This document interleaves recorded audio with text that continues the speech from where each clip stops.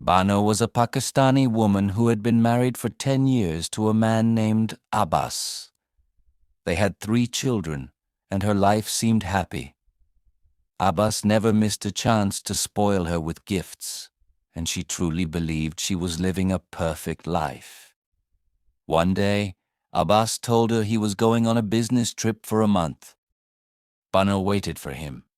Days passed, then weeks, and finally, the whole month ended. But when Abbas came back, he didn't come back alone. He returned with another woman named Suhair. Bano froze. She didn't understand what was happening. Then Abbas told her the truth. He had married Suhair. Bano completely broke down. But Abbas tried to calm her and said Suhair was just a poor widow with children, and that he married her only to save her and her kids from starving. He promised Bano that he loved only her.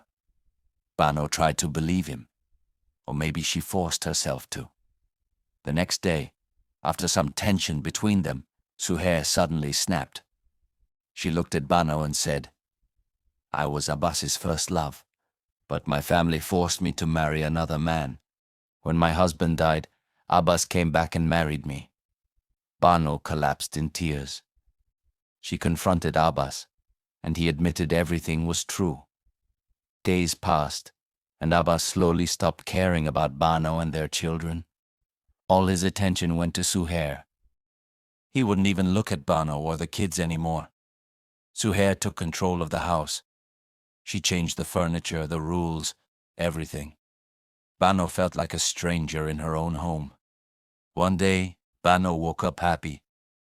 It was her wedding anniversary. She made a cake and went to Abbas's workplace to surprise him.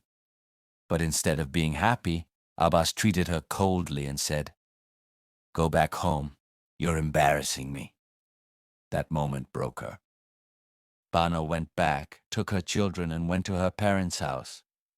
She left the home completely. When Abbas came back and found the house empty, he called her and told her to return. She refused. So Abbas made a cruel decision. He stopped sending her any money. And he actually did it. Bano couldn't provide for her children anymore. With no other choice, she was forced to return to Abbas's house just so her kids wouldn't starve. But instead of fixing things, Abbas accused her and said, "You ruined my reputation and exposed me."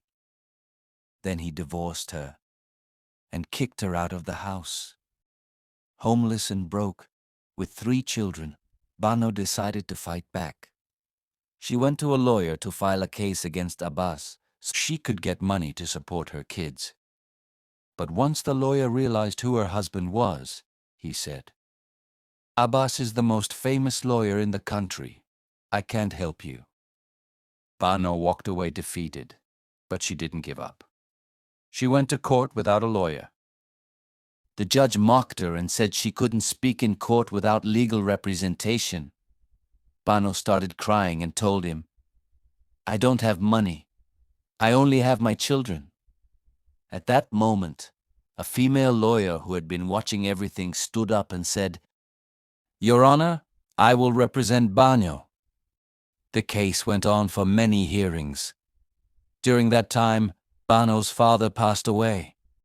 Her need for money grew worse with every day. Finally, Bano won one of the sessions.